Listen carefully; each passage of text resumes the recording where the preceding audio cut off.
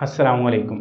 आज के इस लेक्चर में हम फोटोसिंथेसिस के टॉपिक को स्टडी करते हैं। ये एक रिव्यू है, एक ब्रीफ इंट्रोडक्शन है अबाउट फोटोसिंथेसिस। इसमें हम जो लाइट और डार्क रिएक्शंस हैं उनको डिस्कस नहीं करेंगे, देखेंगे फोटोसिंथेसिस क्या है, इसकी क्या अहमियत है।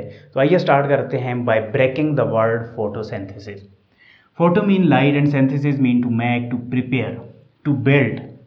सो फोटोसिंथेसिस एक प्रोसेस है जिसमें मेकिंग ऑफ फूड हो रही होती है using light. Making of food, synthesis of food हो रही होती है in the presence of light. So ये फोटोसिंथेसिस किन किन ऑर्गेनिजम्स में हो रही होती है? ग्रीन प्लांट्स में, protist like algae and some bacteria. ये ऐसे ऑर्गेनिजम्स हैं जो फोटोसिंथेसिस करते हैं, यानी खुराक की प्रिपरेशन करते हैं in the presence of light. So इसलिए इन ऑर्गेनिजम्स के लिए एक टर्म यूज की जाती है जिसे फोटो ऑटोट्रॉफ्स कहते हैं। यानी ऐसे organism, autotroph mean organism which can make their own food and photo mean in the presence of light. ये टर्मिनोलॉजी आपने याद रखनी है। ऐसे ऑर्गेनिज्म जो लाइट की प्रेजेंस में अपनी खुराक खुद प्रिपेयर करें। सो हमारा कंसर्न ज़्यादा प्लांट्स के साथ है। सो प्लांट के रिगार्ड से ज़रा डेफिनेशन देख लेते हैं फोटोसिंथेसिस की। The process in which green plant synthesize organic food from carbon dioxide and water using energy of sunlight. Photosynthesis एक ऐसा प्रोसेस है जिसमें ग्रीन प्लांट्स ऑर्गेनिक फूड की सिंथेसिस करते हैं, प्रिपरेशन करते हैं from carbon dioxide and water, carbon dioxide और वाटर को यूटिलाइज करके in the presence of sunlight, sunlight की मौजूदगी में। ठीक है। सो यहाँ पर आप देखिए कार्बन डाइऑक्साइड और वाटर जो हैं वो क्या है? रॉ मटेरियल हैं, यानी रिएक्टेंट, सिंपल वर्ड में आपको बताऊँ, जिनसे क्या हो रही होती है? सिंथेसिस ऑफ ऑर्गेनिक मालिक्यूल हो रही होती है, यानी फूड की सिंथेसिस हो रही होती है। और ये कार्बन डाइऑक्साइड और जो वाटर हैं ये इनऑर्गेनिक कंपाउंड्स हैं। सो इनऑर्गेनिक कंपाउंड से ऑर्गेनिक कंपाउंड की सिंथेसिस होती है फोटोसिंथेसिस में। सो होल प्रोसेस को ज़रा देख लेते हैं। क्या होता है? कार्बन डाइऑक्साइड प्लस वाटर, ठीक है, आपस में मिलता है in the presence of sunlight, क्योंकि दो मालिक्यूल्स को आपस में जोड़ने के लिए एनर्जी रिक्वायर है और वो एनर्जी सनलाइट की फॉर्म में मिलती है। और इसके साथ साथ एक और चीज़ एसेंशियल है for the process of photosynthesis, और वो है chlorophyll pigment.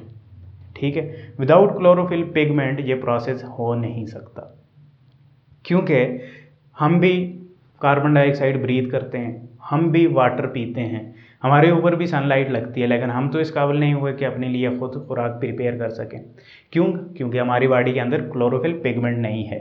So in the presence of chlorophyll pigment, in the presence of sunlight, by utilising carbon dioxide and water, plants prepare their food. ये कार्बोहाइड्रेट्स बनाते हैं, glucose बनाते हैं, sugar, कुछ भी आप कह सकते हैं, प्लस ऑक्सीजन। और ये जो ऑक्सीजन है ये बाई प्रोडक्ट है, वेस्ट प्रोडक्ट है फोटोसिंथेसिस के प्रोसेस का। ये ऑक्सीजन हम जो है वो ब्रीथ करते हैं, ये प्लांट एक्सक्रीट करते हैं और हम ब्रीथ करते हैं। And this is the food we eat. ये जो फूड है प्लांट्स बनाते हैं ये हम खाते हैं। So this is the food we eat, this is the oxygen we eat. So मैं कह सकता हूँ all other organism depend on autotrophic organism for food, energy, for oxygen, directly और इनडायरेक्टली। सारे जितने भी और ऑर्गेनिजम्स हैं फोटोसिंथेटिक ऑर्गेनिजम्स को छोड़ के, वो क्या करते हैं? ऑटोट्रॉफिक ऑर्गेनिजम्स पर डिपेंड करते हैं, यानी इन ऑर्गेनिजम्स पर डिपेंड करते हैं खुराक के लिए, डायरेक्टली और इनडायरेक्टली। डायरेक्टली मीन डायरेक्टली हम प्लांट को खाते हैं तो डायरेक्ट हमारा कनेक्शन हो गया। इनडायरेक्टली मीन एक ऑर्गेनिज्म प्लांट को खाता है तो उस ऑर्गेनिज्म को हम खाते हैं, सो हमारा इनडायरेक्टली रिलेशन हो गया। सो ऐसे ऑर्गेनिज्म को हेट्रोट्रॉफिक ऑर्गेनिजम्स बोलते हैं, यानी those organism which are not able to make their own food. यहाँ पर क्लोरोफिल जो है पिगमेंट है, तो पिगमेंट की डेफिनेशन भी मैं आपको बता दूँ। Substance able to absorb certain wavelength of light and reflect other. Pigment ऐसा सब्सटेंस होता है जो इस काबिल होता है कि कुछ वेवलेंथ ऑफ लाइट को एब्जॉर्ब कर सके और कुछ को रिफ्लेक्ट कर सके। डिटेल से इसे देखेंगे नेक्स्ट लेक्चर में। ठीक है। सो ये जो केमिकल इक्वेशन मैंने लिखी है इससे ज़रा आपने कंफ्यूज नहीं होना, ये बैलेंस केमिकल इक्वेशन नहीं है, लेकिन समझाने के लिए ये आसान तरीन इक्वेशन है, आपने याद रखनी है। यहाँ पर एक्चुअली 12 वाटर के मालिक्यूल होते हैं और एंड पे 6 वाटर के मालिक्यूल और बनते हैं। सो 6 मालिक्यूल को मैंने माइनस कर दिया तो इस तरीके से आसान हो जाता है।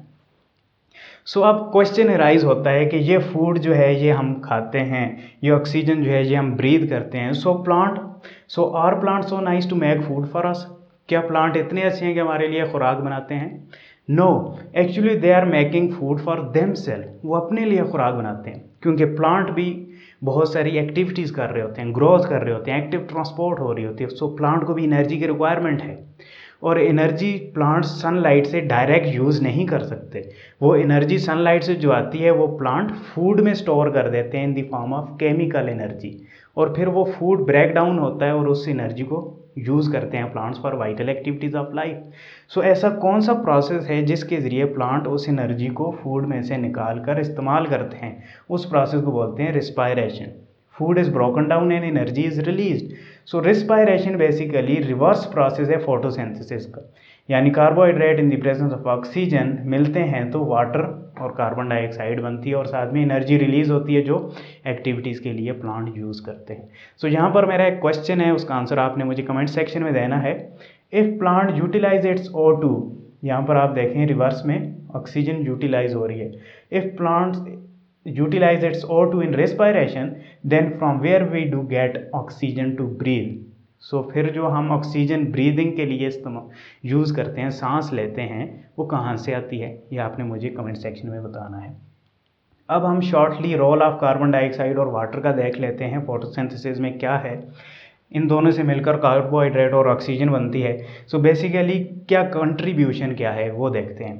Carbon dioxide help in the formation of carbohydrate, ये जो कार्बोहाइड्रेट्स बन रहे हैं ये कार्बन डाइऑक्साइड से बन रहे हैं। और वाटर का क्या रोल है, oxygen we breathe come from water, ये जो ऑक्सीजन रिलीज हो रही है ये ऑक्सीजन ये वाटर से आ रही है। साइंटिस्ट शुरू में काफ़ी कंफ्यूज थे और उनका मानना यह था कि ऑक्सीजन जो हम ब्रीथ करते हैं वो कार्बन डाइऑक्साइड से आती है, बट लेटर ऑन कुछ एक्सपेरिमेंट परफॉर्म किए गए जिसकी बेसिस पर साइंटिस्ट को ये पता चला कि नहीं, ऑक्सीजन जो हम ब्रीथ करते हैं वो वाटर से एक्चुअली निकलती है, रिलीज होती है। So scientist use heavy isotope of O2 for conformation. इस फिनोमेना को कंफर्म करने के लिए उन्होंने क्या किया, ऑक्सीजन का हैवी आइसोटोप यूज़ किया जिसका एटॉमिक मास 18 है, एक्चुअल ऑक्सीजन का एटॉमिक मास 16 होता है। सो कार्बन डाइऑक्साइड और वाटर में जो ऑक्सीजन है उसे हैवी आइसोटोप लिया, इनको आपस में जब रिएक्शन हुआ, फोटोसिंथेसिस हुई, कार्बोहाइड्रेट बनी और ऑक्सीजन जो रिलीज़ हुई, उस ऑक्सीजन को जब स्टडी किया तो वो 18 एटॉमिक मास वाली ऑक्सीजन थी, यानी वो हैवी आइसोटोप था ऑक्सीजन का। सो इससे क्या साबित हुआ कि वाटर में जो ऑक्सीजन थी वो रिलीज़ हुई है as a by product. At the end मैं आपको एक इंटरेस्टिंग बात बता दूं, all the mass of plant come from a gas carbon dioxide from atmosphere.